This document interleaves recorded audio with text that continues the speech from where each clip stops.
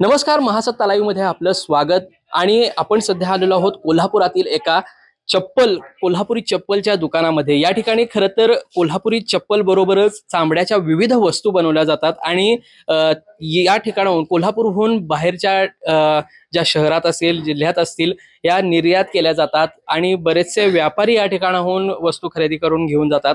खरं तर आपण या दुकानात येण्याचं कारण म्हणजे आज केंद्रीय अर्थसंकल्प जाहीर झाला आणि या अर्थसंकल्पामध्ये चर्मोद्योगासाठी एक योजना आणली जाणार आहे। या योजनेच्या माध्यमातून ज्या वस्तू असतील चामड्याच्या त्यांना प्रोत्साहन दिले जाणार आहे त्याच्या उत्पादनासाठी। त्याचबरोबर जे व्यावसायिक आहेत त्यांना प्रोत्साहन दिले जाणार आहे। नवीन रोजगार निर्मिती यातून होणार आहे। याच संदर्भात आपण बोलण्यासाठी या ठिकाणी व्यावसायिक देखील आहेत। नमस्कार, आपलं नाव कसं? आदित्य कदम। सध्या तुम्ही किती वर्ष झाली इथं तुमचा हा व्यवसाय सांभाळत आहे? मी दुकानाला तरी 60 ते 65 वर्ष पूर्ण झालीत आणि मी सध्या 5 वर्ष झाली व्यवसाय सांभाळतोय। काय आता आज अर्थसंकल्प जाहीर झाला, नवीन योजना आणली जाणार आहे साधारण जो चामड्याच्या वस्तू असतील त्याच्या उत्पादनासाठी आणि या व्यवसायाला प्रोत्साहन दिलं जाणार आहे। काय वाटतं, सरकारने अपेक्षापूर्ती केली आहे? अपेक्षापूर्ती केली असं म्हणायला हरकत नाही, पण योजनेचा हा पूर्ण कारागिरांना पुरेपूर लाभ झाला पाहिजे। पण या योजना काय होत्या त्या मधल्यामध्ये कुठेतरी अडकल्या जातात आणि त्याचा पूर्ण बेनिफिट कारागिरांना कधी पोहोचतच नाही। याआधी सरकारने अशा काही योजना आणल्या होत्या, त्याचा लाभ व्यावसायिकांसह कारागिरांना झाला होता का? नाही, योजना अशा बऱ्याच येऊन गेल्यात पण याचा लाभ अजून आतापर्यंत तरी कारागिरांना कधी झाला नाही। यावेळी मी ती अपेक्षा करतो। मग काय अजून अपेक्षा होती, ज्या वस्तू असतील किंवा चामड्याच्या वस्तू असतील त्या संदर्भात सरकारकडून फक्त अपेक्षा होती की बाकीच्या काय अपेक्षा मला जास्त नाहीत, कारण कारागीर हे त्यांचे पोट भरण्यासाठी कायम हे तयारच असतात, ते कोणाच्या मदतीच्या आशेवर कधी नसतात।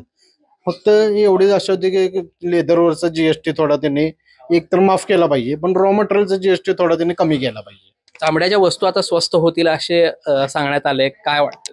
मला तर याबद्दल असं काहीच वाटत नाही, कारण लेदर जरी स्वस्त झाला असलं तरी कारागिरांची मजुरी ही आम्हाला कमी करून चालणार नाही, कारण आम्ही इथं कारागीर आहे तर आम्ही पण आहे, कारण कारागीर जगला तर आपण जगणार आहे।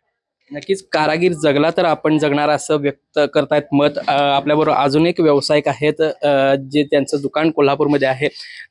तुम्हाला काय वाटतंय, नवीन सध्या रोजगार निर्मिती या क्षेत्रामध्ये चर्मोद्योग क्षेत्रामध्ये केली जाणार आहे योजनेच्या माध्यमातून 22 लाखाच्या आसपास रोजगार नवीन मिळतील तरुणांना।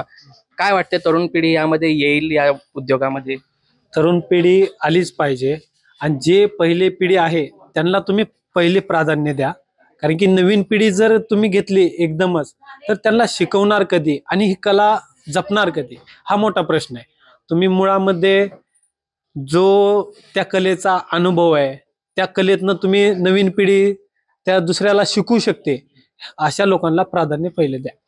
या सरकारच्या आता केंद्रीय अर्थसंकल्पामध्ये आता जो चर्मोद्योगासंदर्भात अर्थसंकल्प मांडला गेला त्याद्वारे आता निर्यात देखील वाढू शकते असं सांगण्यात आलंय। त्यामुळे मग कोल्हापूरला कशा पद्धतीने फायदा होऊ शकतो, काय वाटतंय? निर्यात जरी वाढली तरी कारागीर लोकांचा मुळात काही फायदा नाही। जे बनावट माल बनतो त्या गोष्टीला निर्यात वाढणार आणि जे ओरिजिनल आहे त्याची निर्यात होऊ शकणार नाही, आणि जरी झाली तरी कारागिरांसाठी ते फायद्याची राहणार आहे। आता जर कोल्हापूर मध्ये जर चामड्याच्या वस्तूंचं म्हटलं तर सगळ्यात महत्त्वाचं म्हणजे कोल्हापुरी चप्पल आणि चर्मोद्योगामध्ये आता जी यंत्रसामुग्री वापरली जाते आणि त्या संदर्भात देखील प्रोत्साहन देण्यात येणार आहे असं सांगण्यात आले। काय नेमकं वाटतंय, त्याचा फायदा कशा पद्धतीने कितपत होऊ शकतो? एकतर ओरिजिनल कोल्हापुरी म्हणलं तर 2-3 हात तर लागतात, जास्त मशिनरी वगैरे काय त्याला लागत नाही। एकतर हस्ती, रापी, आयरन ह्या 3-4 गोष्टी लागतात आणि योग्य म्हणलं तर आलं तर चांगलंच आहे। ते पण नवीन पिढीसाठी म्हणा आणि जे शिकवणार आहेत त्यांच्यासाठी पण ते चांगलंच आहे। नक्कीच आपण बघितलं की कोल्हापुरातील व्यावसायिकांची जी काही मतं आहेत या केंद्रीय अर्थसंकल्पातील चर्मोद्योगासंदर्भात आणि काहीशी समाधानकारक अशा प्रतिक्रिया आहेत। मात्र सरकारने आतापर्यंत ज्या योजना आणल्या त्या खालतीपर्यंत कारागिरांपर्यंत पोहोचल्या नसल्याच्या प्रतिक्रिया देखील आपल्याला व्यावसायिकांच्याकडून बघायला मिळाल्या। महासत्ता लाईव्हसाठी मी साई प्रसाद महेंद्रकर, कोल्हापूर। अशाच ताज्या अपडेटसाठी महासत्ता न्यूजला सबस्क्राइब करा।